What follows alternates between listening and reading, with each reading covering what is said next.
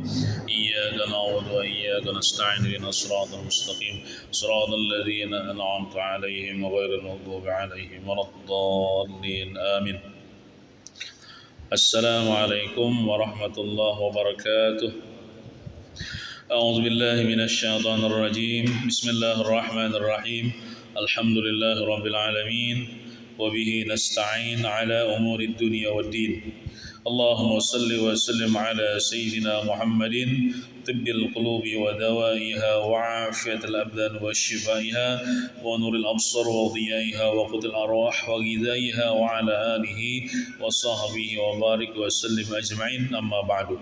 سبحانك لا علم لنا إلا ما علمتنا إنك أنت العليم الحكيم ولا حول ولا قوة إلا بالله العلي العظيم العزيز العليم عدد كل حرف كتب ويكتب أبد الآبدين والدهر الداهرين رضي الله عني وعنكم وعن جميع المسلمين.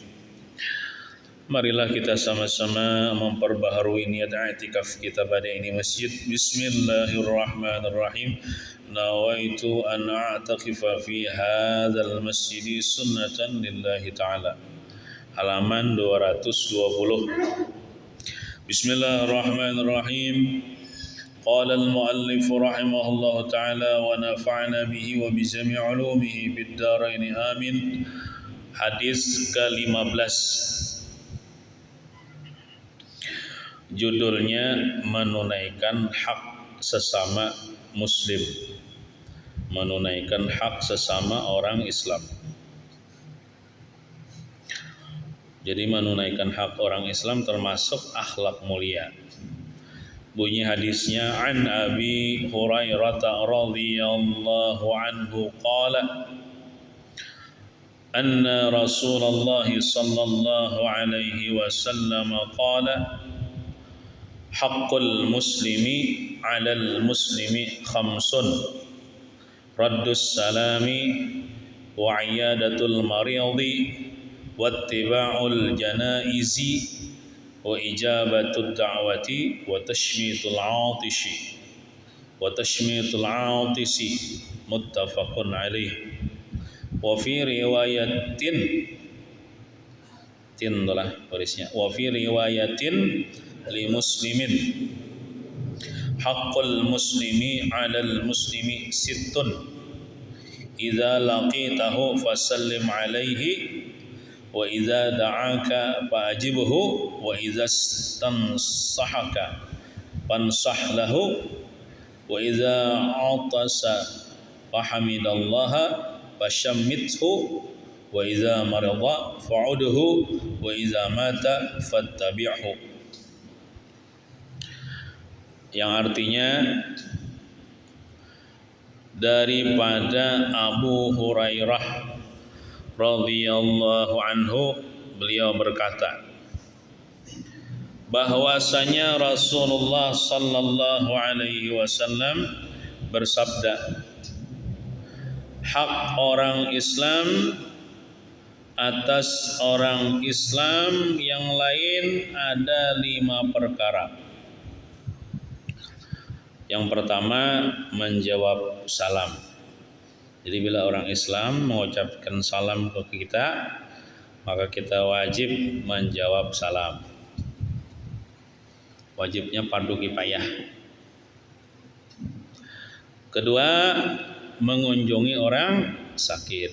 Jadi bila ada orang Islam garing, makanya berhak untuk dikunjungi, dielangi. Yang ketiga, mengiringi jenazah. Termasuk di sini mengurus jenazah. Ini adalah termasuk fardu kifayah, mengurus jenazah. Adapun ma'antar ke kubur itu ya fardu kifayah juga. Mengiringi jenazah itu maksudnya ya hendak menguburkan jenazah ke kubur. Keempat, menghadiri undangan. Bila ia mengundang kita dengan satu syarat, di dalam undangan itu tidak ada kemungkaran dan kemaksiatan, maka kita harus menghadiri undangannya. Dan yang kelima, dan menjawab orang yang bersin apabila ianya mengucapkan alhamdulillah. Jadi bila orang Islam ini bersin wahin, ianya mengucapkan alhamdulillah, maka menjawabnya dengan ucapan yarhamukallah gitu. Alhamdulillah ya, hacis alhamdulillah. Maka kita sunat menjawabi dengan jawaban yarhamukallah. Itu kalau lelakian yarhamukallah, kalau bebinian nang wahinnya itu yarhamukillah. Itu mendoakan semoga engkau dapat rahmat Allah. Hadis riwayat Imam Bukhari dan Imam Muslim. Dan dalam riwayat yang lain ada disebutkan, dalam riwayat ini ada 6 lah, tadi kan 5. Hak orang Islam atas orang Islam yang lain ada 6 perkara. Apabila ia menemuinya, hendaklah ia memberi salam. Kalau tadi kan orang mengucapkan salam ke kita, maka kita wajib menjawab. Ini kita bila tetamu orang Islam, maka kita memberi salam sunat.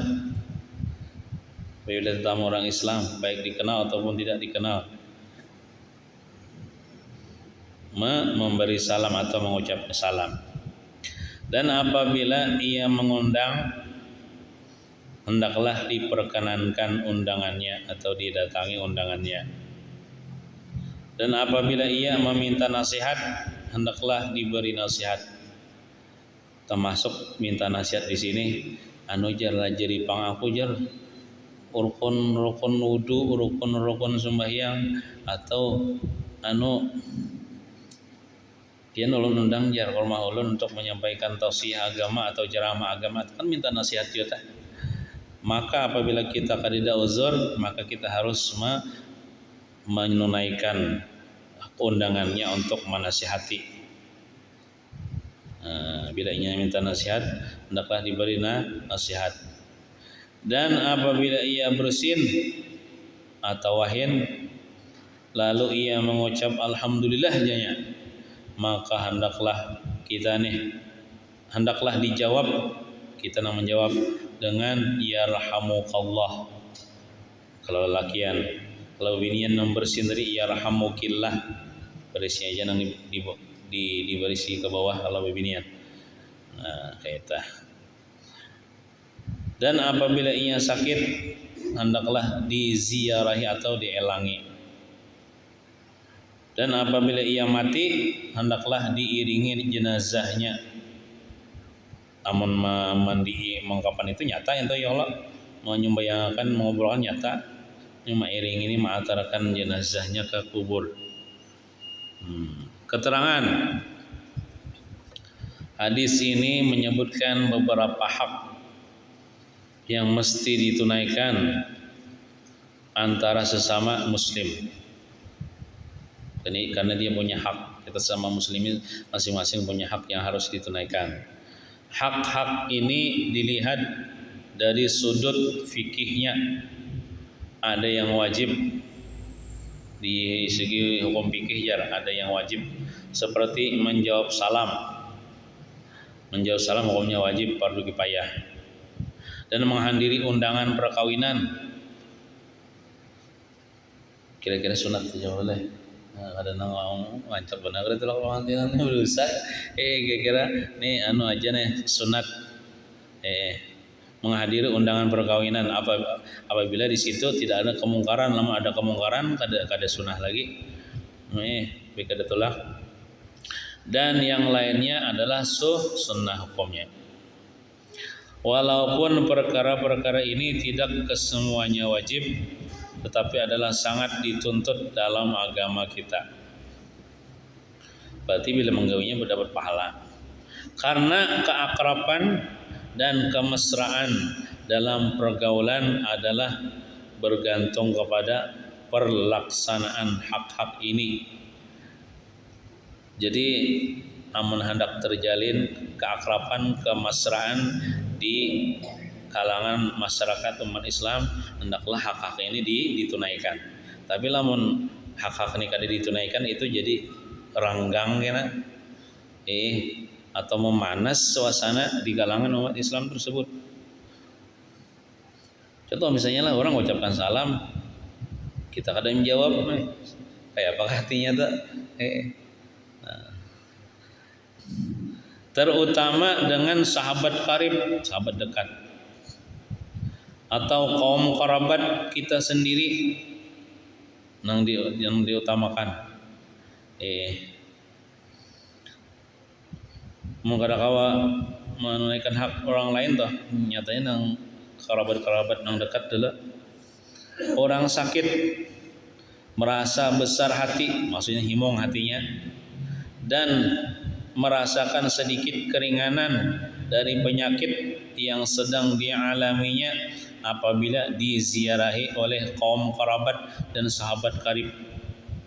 Misalnya kita garing ya Allah, garingnya banget, ada keluarga kita nang menghilangi, jadi asa himongai hati. Cuman menghilangi ini jangan terlalu lawas ya Allah. Ya sesetomat saja tah. Mungkin orang nak istirahat juga si garing ini. Nah, begitu pula tuan rumah sebagai pengundang merasa besar hati himong hati, dan riang gembira apabila undangannya diperkenankan oleh kawan-kawan dan kaum kerabatnya. Bila kita berundangan, ada aruhan di rumah kita, lalu orang datangan himongai kita. Coba kalau ada datangan, mah kada tamakan masakan kita. Nah, kayak apa hati kita tuh. Nah, begitu juga orang lain gitu juga. Dan begitulah seterusnya memberi salam gitu juga. Mengiringi jenazah. Jenazahnya itu himong ya Allah, arwahnya itu himong. Diiringi, maksudnya dilepaskan, dibacakan Yasin di kubur himongnya. Menjawab orang bersin, itu kan yarhamukallah, itu mendoakan ya Allah. Nah, bila orang mendoakan kita membersin himongai kita. Dan nasihat menasihati, kita minta nasihat soalnya orang menasihati himongai kita. Apabila masyarakat Islam keseluruhannya menunaikan segala perintah ini, maka kemesraan, perpaduan dan kerjasama akan wujud itu terjadi dalam masyarakat, menjadi rukun, menjadi bagus, akur dalam masyarakat itu. Kalau ibaratnya itu rukun kamaitian terlaksana dengan baik ya kalau saling menunaikan hak-hak orang Islam. Jadi ada sarawan itu tulakan kita ada sarawan itu orang tulakan kita ya Allah. Nah, dan semua anggota masyarakat akan lebih merasa nikmat iman dan Islam yang telah dibawa oleh baginda Rasulullah sallallahu alaihi wasallam. Jadi hak-hak yang disebutkan dari itu adalah ajaran daripada baginda Rasulullah. Bila kita menunaikan hak-hak orang Islam yang disebutkan tadi, berarti kita mengamalkan nikmat iman, nikmat Islam yang dibawa oleh baginda Rasul, dan Rasulullah itu imong melihat umatnya menunaikan hak-hak sama orang Islam ini. Nah, kemudian terus hadis pun ini sekali aja nang hawat nawahin yang pertama kejar ulun pernah mendengar guru sompol sirin bacaan di sirin wahin yang pertama. Biasanya orang penyakit serismaan tuh kancak lo wahinnya le wahinnya bro hajis alhamdulillahnya hanya kita ya rahmukallah. Tapi lah menyinya kada mengucapkan alhamdulillah, kita kada sunat ya mengucap ya rahmukallah. Jadi yang pertama dia bersih, yang pertama dia orang Islam, kedua dia bersinnya yang pertama, kemudian dia mengucapkan alhamdulillah, baru kita sunat mengucapkan ya rahmukallah. Kalau istri kita berarti ya rahmukillah kalau dia perempuan. Nah, rancak tuh kita serumah kan kita tuh siapa bini kita, anak kita ya kalau. Nah, itu. Kemudian ada lagi jawabannya apa yang lah nang bersin tuh ulang yahdikumullah ulang menjawab. Contoh misalnya pian bersin. Hajis alhamdulillah ya pian. Jalan yarhamukallah. Betul pian menjawab ulang, yahdikumullah. Ingin situ ya bang? Ada lagi dijawab, ya sudahlah. Nah, ingin yahdikumullah ya.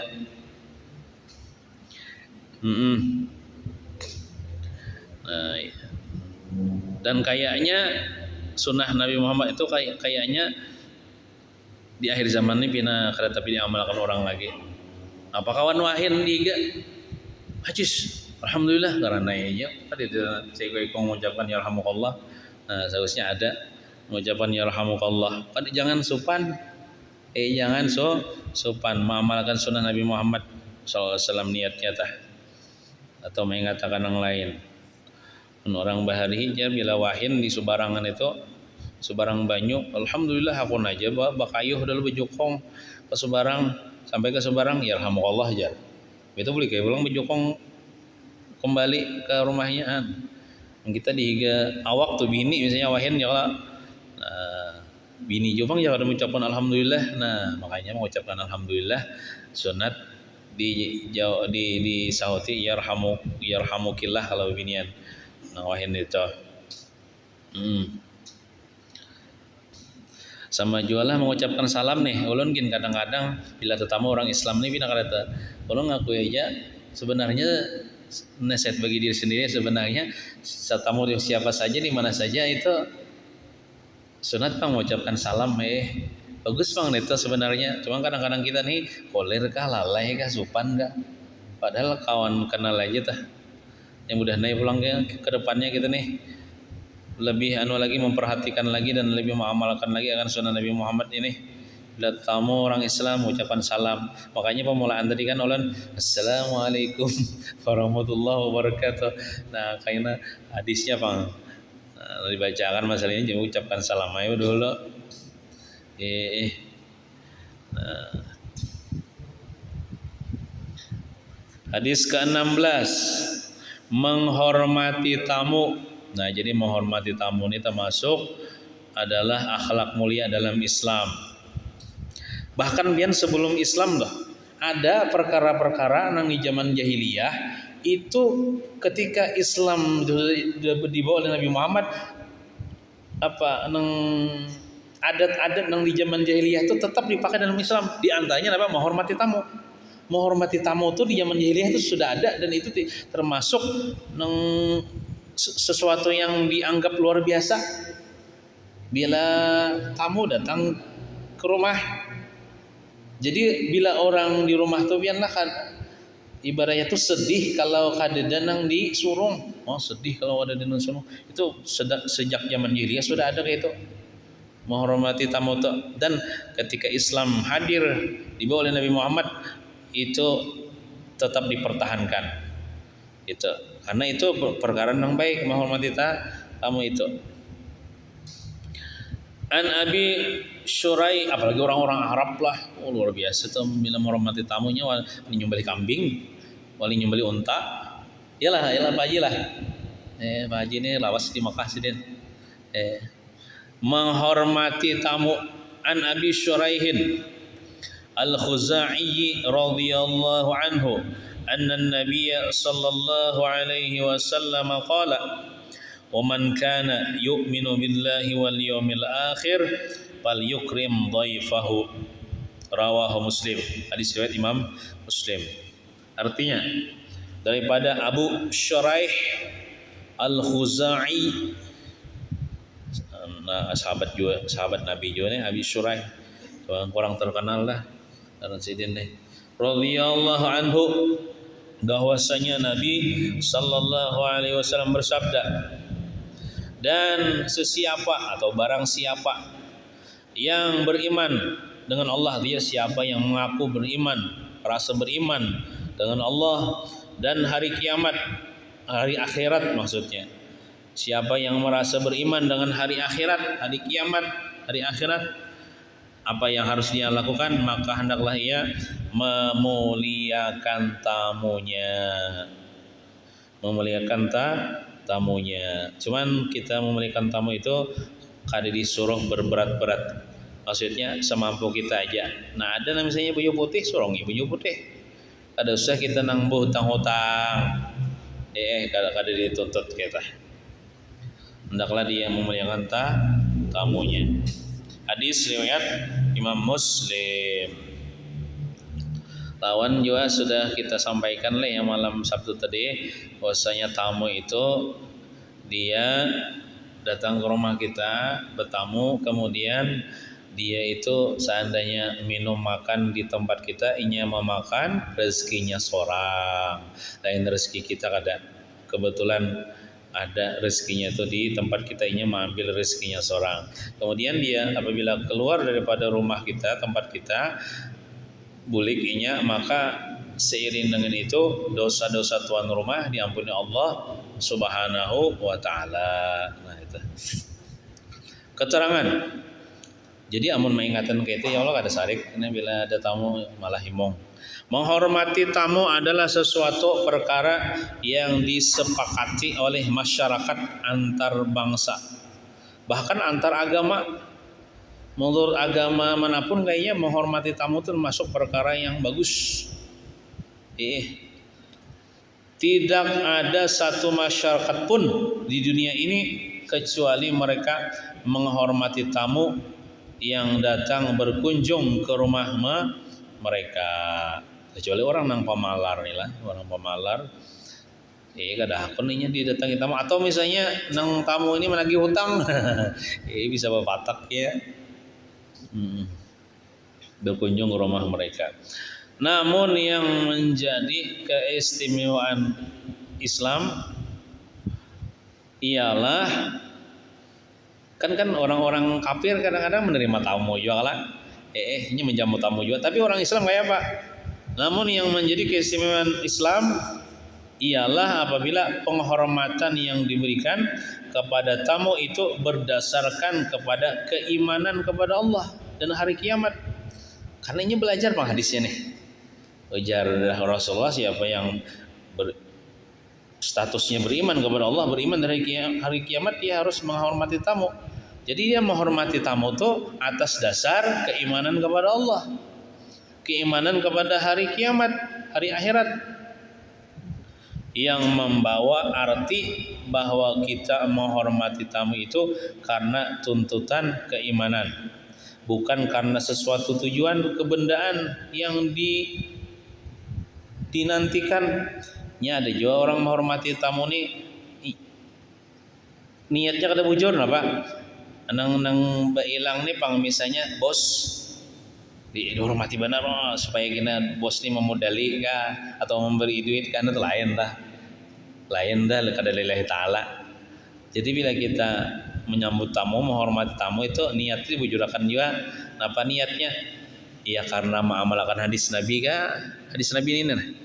Atau karena keimanan kepada Allah, keimanan dengan hari, ya mengamalkan hadis Nabi, artinya nih mengharapkan pahala dari Allah Subhanahu wa, mengharapkan keampunan, karena keampunan kelak bila tamu keluar dari rumah kita, dosa-dosa kita diampuni Allah Subhanahu wa taala. Tapi kalau niatnya dunia, bisa kada jadi pahala. Nah, kayak orang-orang kafir itu kan, ya kan tidak, karena keimanan, karena keimanan kepada Allah kan ada. Jadi ibaratnya orang kafir nih ya kada jadi pahalanya, biar menghormati tamu kayak apakah? Mengorbankan hartanya untuk menghormati tamu kada jadi pahala. Tapi kalau orang Islam ini asal niatnya bujur karena keimanan kepada Allah, karena keimanan dari hari akhirat, maka itu akan mendapatkan pahala dan keampunan dari Allah Subhanahu wa taala. Sangat besar bedanya orang yang memuliakan tamunya karena Allah dengan orang yang berbuat demikian karena ada tujuan kebendaan, maksudnya kebendaan dunia dan kepentingan-kepentingan yang tertentu. Misalnya contoh misalnya ulun ya Pak ketua partai, misalnya partai apa ya? Partai Dakwatul Hasanah misalnya. Kian misalnya kader-kadernya datangan bukan iya mungkin karena kepartaian lain juga. Kita hendak kehilangan ke ketua kita. Sakanya karena kepartaian, bukan karena Allah. Karena keduniaan. menyambut tamunya dah bisa jadi pahala. Orang yang ikhlas karena Allah berarti ia tidak mengharapkan apa-apa balasan daripada tamunya. Ia mengharapkan pahala dari Allah Ta'ala aja. Kadang mengharapkan dipuji ya Allah oleh tamu. Karena ia telah yakin dengan balasan yang disediakan oleh Allah. Balasan dari Allah itu lebih besar daripada nang dunia dan seluruh isinya nih. Makanya beda orang yang berilmu dan orang yang berilmu. Tetapi orang yang tidak ikhlas, mungkin karena kadang-kadang mengaji bab ikhlas nih, dalam memuliakan tamu dan ia mengharapkan sesuatu balasan terhadap jasa baiknya itu. Aku harus berbuat baik ya kepada tamu nih supaya inya kena peduli on aku atau simpati lawan aku. Nah itu kan minta balasan jasa namanya kadang-kadang Allah Ta'ala lagi. Mungkin dia memaksakan dirinya berbuat demikian sedangkan hatinya tidak tulus ikhlas kepada tetamunya. Sampai-sampainya memaksakan diri hutang-hutang supaya tamunya ini kena simpati, lalu kena apakah memundali, membantu dan lain sebagainya. Nah itu kada ikhlas. Maka kepura-puraan ini tidak akan menghasilkan persahabatan yang baik dan tidak akan dapat menjalinkan hubungan yang mesra dan penuh arti. Itu tergantung niatnya ya tah. Jadi apabila Islam mengaitkan penghormatan terhadap tamu itu dengan iman, ini berarti bukan hanya tamu itu saja yang mendapat kelegaan, penghormatan, kenyamanan maksudnya. Bahkan tuan rumah juga telah dapat memantapkan keimanannya dan dia akan beroleh pahala yang telah disediakan baginya pada hari akhirat nanti. Jadi sama-sama diuntungkan. Sama-sama diuntungkan. Nang batamu diuntungkan dengan apa? Dengan dijamu ya Allah. Dijamu dengan makanan, minuman. Alhamdulillah tah. Kemudian nang tuan rumah dapat keuntungan juga. Apa keuntungannya? Dapat keampunan dari Allah, dapat pahala dari Allah, dan imannya semakin mantap. Imannya kepada Allah karena apa? Buah daripada keimanan ialah menghormati tamu itu salah satu cabang daripada keimanan kepada Allah dan keimanan kepada hari kiamat. Wallahu a'lam bishawab.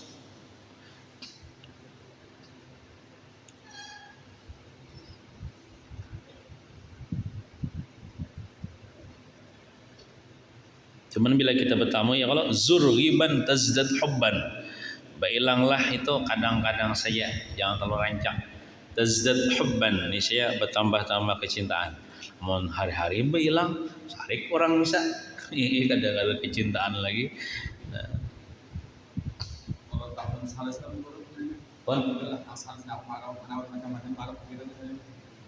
Itu pedagang lah.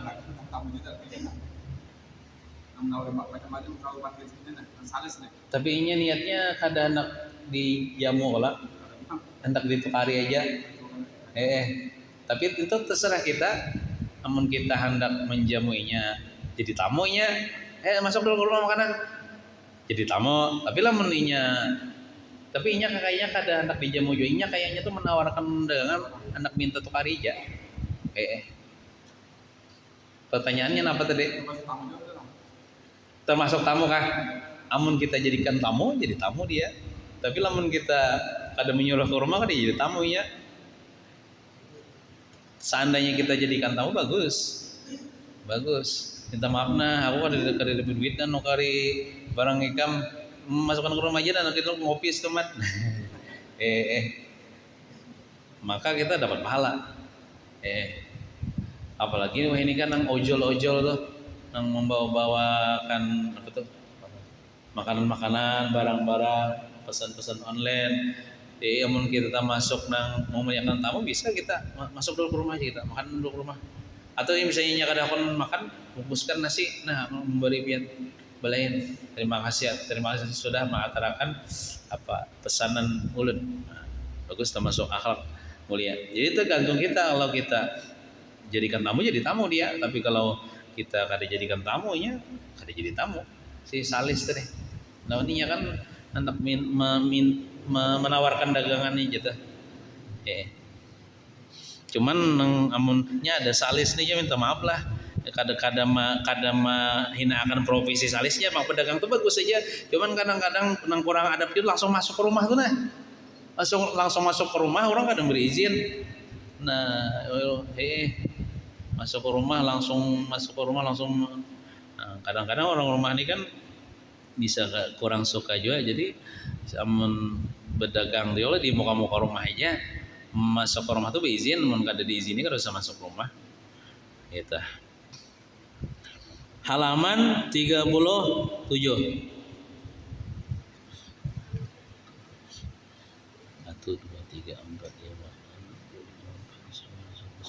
baris ke-11 halaman 37 baris ke-11 Nabi Idris dah.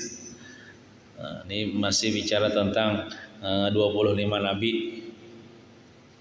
Bismillahirrahmanirrahim. Qala al-muallif rahimahullahu taala.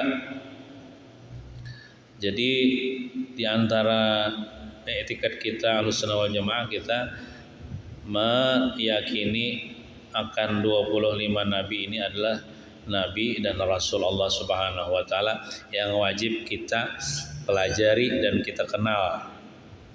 Yang kedua, Nabi Idris alaihi salam. Atasnya kesejahteraan alaihi salam itu artinya. Nabi Idris ini baca manakib Nabi nah. Nabi Idris adalah nabi yang pertama memakai pakaian yang berjahit.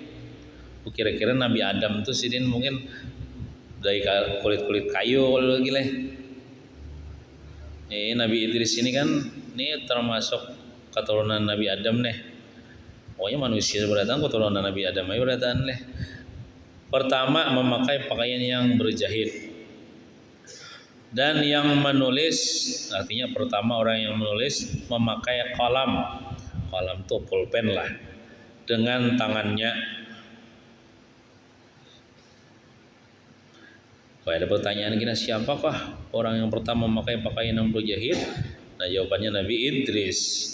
Siapakah orang yang pertama kali menulis memakai kalam pulpen dengan tangannya? Nabi Idris. Dalam satu riwayat nama Nabi Idris adalah, nah itu kedua baris deh, Akhnuh kah? Ukhnoh leh. Barang aja. Nah orang kada tahu juga, guru tahu mungkin Ukhnoh. Nah Ukhnoh juga ya ada baris ya bang sarahai. Ya sudah baris. Dan dijuluki Idris karena beliau banyak mempelajari sahifah itulah lembaran-lembaran yang bertuliskan wahyu, lembaran-lembaran yang bertuliskan firman Allah, sahifah lah yang diturunkan kepada Nabi Syis ya. Ada Nabi Syis ya, Nabi ini banyak malah yang selain 25 nih. Nabi Daniel ada, Nabi Samuel ada juga orang. Nabi Khidir kan termasuk juga dalam 25 nih.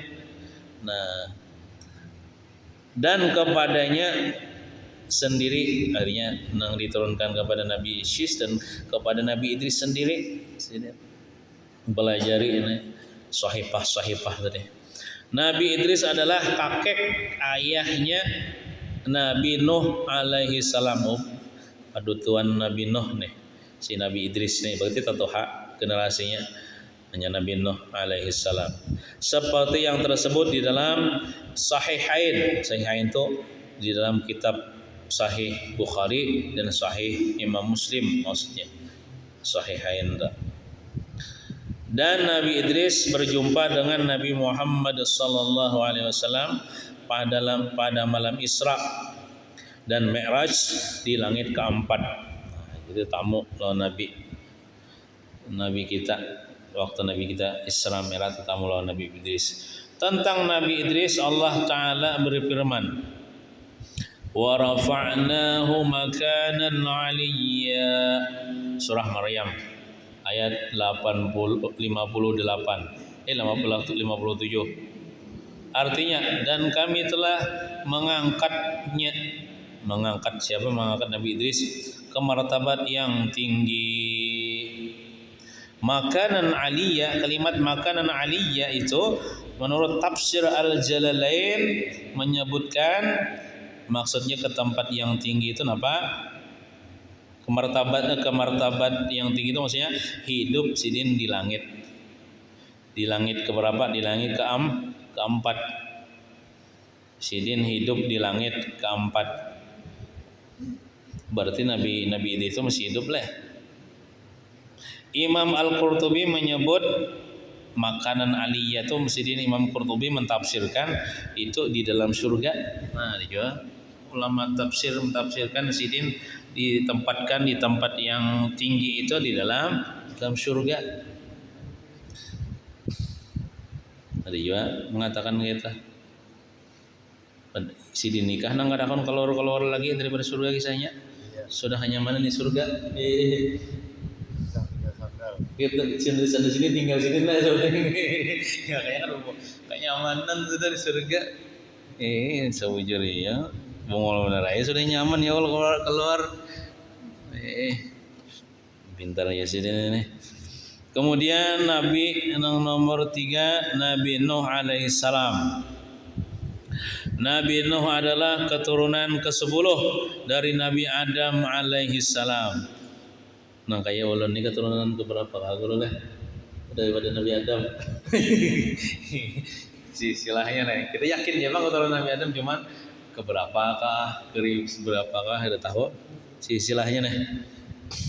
Sambung aja kita Nabi Adam tuh cuma kada tahu perbuatan keberapa.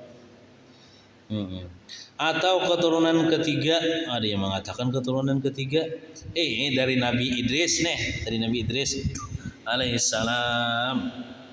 Dan digelar Abul Bashar juga si Nabi Nuh nih, abahnya manusia. Bang Abul Bashar nih artinya Abul Bashar kedua. Nah Abul Bashar pertama kan Nabi Adam, setelah Nabi Adam alaihissalam. Nah kan matian mau zaman Nabi Nuh itu matian nang di kapal tuh hidup. Ya toh. Nabi Nuh ini bersama dengan kaumnya yang kada sawat 100 orang tuh kan masuk dalam kapal. Tadi dibanjirkan besar, bahkan binatangnya sampai ke selan di banjirnya nah. Seluruh dunia tuh banjir tuh. Jadi nang binatang-binatang yang di kapal itu aja nang hidup. Seandainya ayam tuh kada dibuat dalam, bisa kada ada ayam ini ngarannya. Jadi ada generasi penerusnya dimasukkan berpasang-pasangan, termasuk pindah gobang lah. Gobang jangan pantut pang di kapal Nabi Nuh ini bau. Mulai gajah sampai semut sampai tongau ada pinanya. Nah yang selain nang kena banjir itu matian, abu banjirnya lawas 40 hari 40 malam kah lah. Nah jadi dong kapal tuh jangan hidup. Jadi amun kita kada keturunan Nabi Nuh lah berarti kita keturunan orang yang ada di kapal Nabi Nuh tak ada pada Tuhan kita sih tak. Gitu zaman yang hidup kisahnya.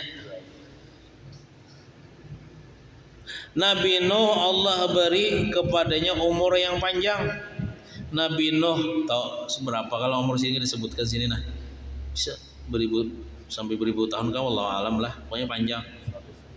Iyalah, lebih 1000 lah. Nabi Nuh berdakwah 950 tahun. Mau parak 1000 tahun berdakwah. Berarti umur sini ini bisa 1000 tahunan soalnya. Lamanya namun hanya sedikit dari kaumnya yang beriman aja mengatakan ada sampai 100. Mungkin kita biasanya membuka pengajian alhamdulillah ya Allah ada sampai 100 kita mengadakan Isra Mi'raj Maulidan hadir aja 100 bahkan lebihan. Nabi Nuh luar biasa sabarnya. Anak sidin ya kafir si Kan'an. Kan Nya nang memberi hidayah itu Allah Ta'ala jawab lah. Kemudian Allah wahyukan kepadanya, kepada Nabi Nuh, agar Nabi Nuh membuat kapal. Ya kan kisahnya kayak ini, nang bubuhan kaumnya nih, termasuk anak Sidin, didakwahi Nabi Nuh, tetap hanya membangkang, tetap pada menurut. Lalu Nabi Nuh ini sudah ibaratnya tahu Allah putus asa ke kadang-kala, lalu berdoa Sidin. Dalam surah Nuh ada, Rabbi la tazar 'alal ardi minal kafirin dayyara innaka in tazarhum yudillu ibadak wa la yalidu illa fajran kafara. Bahasa kitanya, ya Allah jangan biarkan lagi orang nang di bumi ini hidup, mati akan barataan. Amunnya inya hidup lahir anaknya kena kafir dan menyesatkan nang beriman, mati akannya barataan. Lalu dikabulkan, cuman dikabulkannya tapi lawas juga kadang nang situ sini tah. Lalu ujar Allah Ta'ala, wahai Nabi Nuh, ulah kapal. Jadi Nabi Nuh bingung waktu itu, kada ada lagi kisahnya kapal. Jadi ujar Nabi Nuh, wahai Allah, apa itu kapal? Ujar Nabi, ya Allah Ta'ala, kapal itu ialah rumah di atas air, rumah di atas banyu. Dari mana ya Allah ulun mula kapal? Dari kayu. Ya Allah Ta'ala, mana kayunya ya Allah? Batanam dulu ikam. Nah jadi Nabi Nuh tuh waktu itu batanam kayu sini dan menunggu kayu sampai besar tuh sampai puluhan tahun juga. Masa kan Nabi Nuh ini umur sidin panjang juga.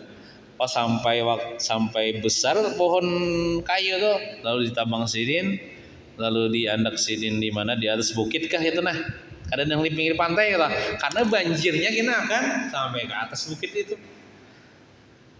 Lalu sidin semula kapal, wallahu alam lah nang tetambahannya itu apakah Israiliyat, apakah mengeradau nang orang 4 juga behira di kapal itu. Wah mahirai saya kapal itu. Wah hibak kisahnya lawan tahi itu kisah-kisah nang orang-orang bahari panglah, orang tua bahari tahu kada tahu jujur katanya. Soalnya ada jenang pin pak korengan 4 behira pas gugur, pas karena tahinya tuh pas ampih jar. Jadi obat jar tahi orang tuh jar. Kalau mendengar kayak itu banyak kayak orangnya mengukut tahi itu ya sampai bersih. Nah itu Allah alam itu kisahnya bujur katanya lah. Kada tahu jualan. Jadi membuat kapal Nabi Nuh. Setelah selesai maka banjir besar dan angin topan. Mana banjir mana angin topan datang menenggelamkan kaumnya serta anak Nabi Nuh yang bernama Kan'an. Kan'an ini maka Nabi Nuh sudah membujuk nak masuk nak ke kapal beriman kepada Allah ibaratnya. Ada bahaya Allah nak naik ke atas bukit yang tinggi itu ya sekalinya bukit yang tinggi itu sampai ke situ banjirnya tenggelamnya matinya si Kan'an dah. Nabi Nuh dan pengikutnya selamat di atas atau di dalam kapal selama beberapa hari. Sehingga kapal Nabi Nuh berlabuh di atas bukit Al-Judi namanya. Dari disebutkan dalam Al-Quran tuh Al-Judi, naran-naran bukit. Jadi setelah beberapa puluh hari gitu, banjir besar ya Allah. Lalu bersurut kah? Lalu kapal itu singgahlah di bukit Al-Judi. Berarti bukit itu tempat yang tinggi lah. Ibaratnya disitulah pulang membangun kehidupan baru nih masyarakat yang dipimpin oleh Nabi Nuh nih. Disebut di dalam kitab I'anatul Talibin. Manakala Nabi Nuh alaihissalam bersama pengikutnya telah keluar dari kapal, maka mereka pun mulai merasa lapar. Jadi lapar ya Allah. Ibaratnya tuh. Jadi waktu di kapal itu Nabi Nuh kan memasukkan ke dalam kapal tuh orang-orang beriman tuh deh beserta para binatang-binatang berpasang-pasangan.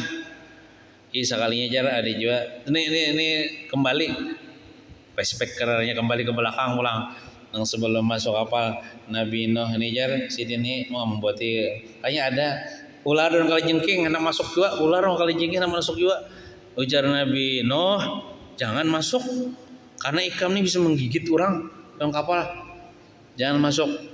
Ayolah izinkanlah kami masuk kapal wahai Nabi Nuh jar. Kada jar Nabi Nuh.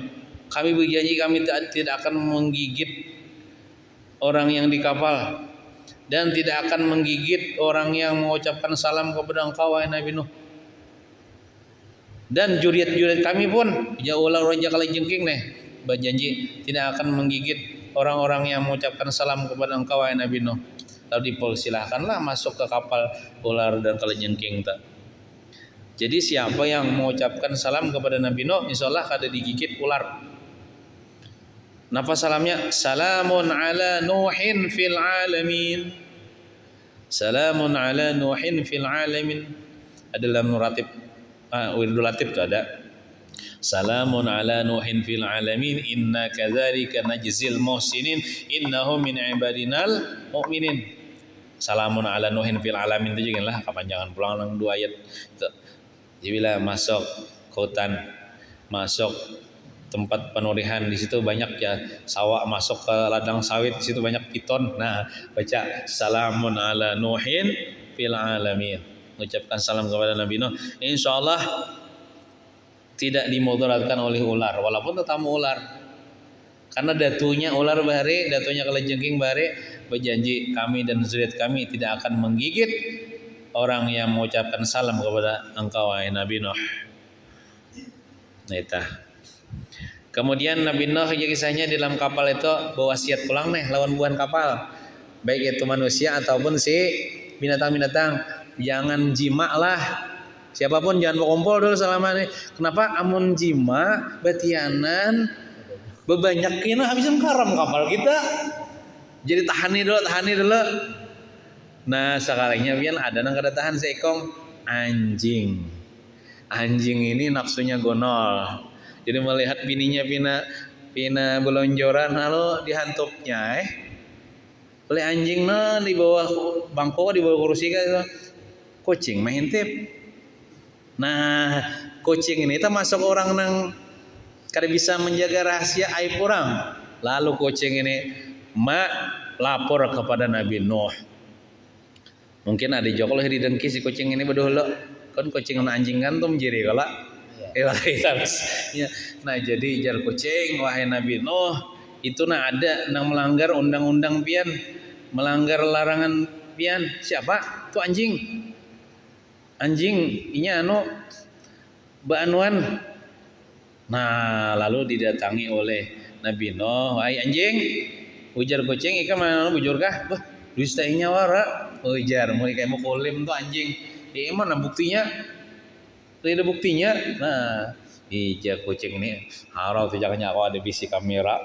Telepon ulun kamera buktinya Nah, jadi dilepas doang itu kan maksudnya kada kena hukuman karena kada ada bukti. Nah, jadi jar si kucing wahai Nabi Nuh pian berdoa aja kepada Allah. Inya sebenarnya nang buju tu ulun inya berdusta. Jadi supaya terbukti siapa yang benar siapa yang salah, pian berdoa kepada Allah. Siapa yang berdusta akan ditunjukkan kedustaannya. Berdoa Nabi Nuh. Artinya siapa yang melanggar, kena akan ada tanda-tandanya. Siapa yang berdusta ada tanda-tandanya. Sudah. Besoknya kada tahan pulang anjing nih. Mahantep pulang ke bininya. Anjing sama anjing bang nih. Sekalinya gara-gara doa Nabi Nuh tuh kada mau lapas nih nah kebetulan waktu itu si kucing melihat pulang nah kada kau lapas si kucing nih pas benar nih. Lalu waktu itu kesempatan dilaporkan kepada Nabi Nuh, lalu Nabi Nuh memergoki anjing nih dasar bujur dan kada kau lapas pulang anjing nih sarik dan merasa terzalimi. Kenapa? Aibnya dibuka. Kan kada boleh kalau membuka aib orang walaupun orang itu bujur-bujur maksiat. Jadi si anjing ini merasa terzalimi, dia berdoa kepada Allah. Ya Allah, sebagaimana si kucing ini membuka aib ulun nih. Ulun baanuan nih nah ketahuan sakapalan tahu aib ulun nih. Ya Allah, jadikanlah kucing itu dan zuriatnya sampai hari kiamat bila inya bahan tupan wan bininya orang kampung sekampungan tahu. Coba lihat di kucing. Bila inya kawin tuh meow ya. Jadi sakamongan tahu itu gara-gara sumpah anjing mendoakan. Nah, artinya tuh apa? Artinya bila kita tuh membuka aib orang, kina aib kita bisa dibuka Tuhan kina. Mau ada di dunia di akhirat kina di khalayak ramai di padang mahsyar. Nah, jadi sekilas tuh kisah nang di kapal tadi. Nah, makanya kucing itu bilanya kawin dia ada miau ya. Jadi tahu orang sekarang kucing kawin bang. Aibnya kan ketahuan tak? Karena datunya bahari membuka aib anjing. Nah, di hadapan Nabi Nuh. Nah tadilah manakala Nabi Nuh alaihissalam bersama pengikutnya telah keluar dari kapal, maka mereka pun mulai merasa lapar. Nabi Nuh alaihissalam menyuruh mereka agar mengumpulkan segala yang tersisa dari bekal makanan mereka. Pian ada siapa? Oh ada jagung, bang ada beras, dikumpul berataan. Awak ada tomat, awak dikumpul. Lalu mereka pun datang kepada Nabi Nuh alaihissalam dengan bekal makanan dari yang mereka miliki, dan adalah hari itu hari Asyura. Maka dari situlah orang-orang wahini betapa gajar bila maulah bubur Asyura itu macam-macam campurannya. Karena kisah Nabi Nuh kan, waktu dia hari Asyura itu yang berlabuh di atas bukit Judi itu kapal, lalu nang bubah nang di kapal tuh ada sedikit seorang sisanya lalu digabung macam-macam campurannya tuh, lalu jadilah makanan. Lalu situ kisahnya orang wah ini betapa maulah bubur Asyura tuh macam-macam. Tambah kada masuk lang kayu jabuk tuh kada masuk lah, siapa aku makan kayu jabuk. Harus 40 macam jarang macamnya kada mesti ya bang lah. Kita tah hendak bola bubur Asyura itu kada mesti jo bang nang macam-macam tuh banyak. Bubur ayam gini sama aja juga. Bahkan nang cari nang nyaman bubur apa misalnya. Namun bubur nang Asyura tanyaman bubur ayam ya kalau baik bubur ayam sebelah. Nah, harus yang macam-macam ya bahannya sampai kayak jabuk. Nah ya siapa makan kayak jabuk. Nah, Nabi Nuh alaihissalam menyuruh mereka agar mengumpulkan segala yang tersisa dari bekal makanan mereka. Lalu mereka pun datang kepada Nabi Islam tadi dengan bekal makanan dari yang mereka miliki, dan adalah hari itu hari Asyura. Mereka pun meminta kepada Nabi Nuh alaihissalam untuk berdoa. Nabi Nuh alaihissalam pun kemudian membaca Bismillah. Mungkin sidin berdoa ini supaya makanan itu banyak, karena kan sisa-sisanya jadi kita tinggal, mudahan berberkat banyak. Nah kemudian membaca Bismillah Nabi Nuh nih dan berdoa. Lalu bekal makanan mereka itu pun dicampur dan dimasak. Setelah masak maka seluruh dari mereka dapat makan dan merasa kenyang dari makanan itu berkat doa Nabi Nuh alaihissalam. Dan adalah makanan itu makanan yang pertama dimasak setelah terjadinya banjir topan besar. Umalih berarti kada makan di kapal tadi selawasan tahan bener. Entah ketakutan kan mau diumbang-umbingkan oleh ombak besar bisa juga. Bisa kada terpikirkan lagi makanan.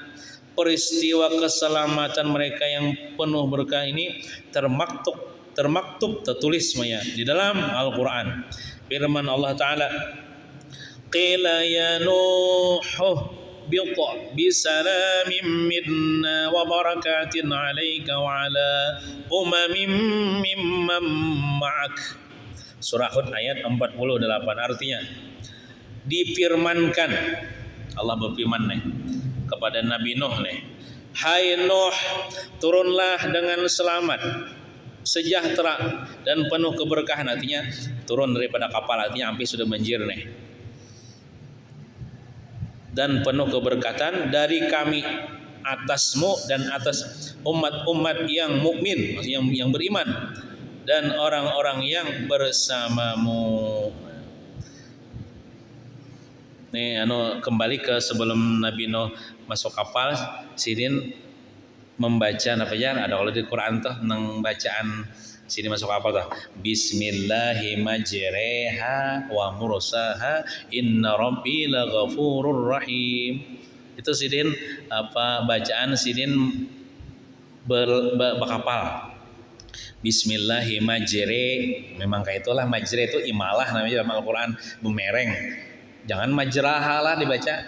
Majreha. Re-nya tuh jangan di imalah bumereng.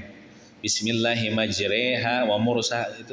Maka itu disunahkan, ya, entah disunahkan lah, pokoknya dianjurkan kita biar hendak berkendaraan, bermobil, bersepeda, pesawat, baca itu salah satu bacaan kita hendak berkendaraan.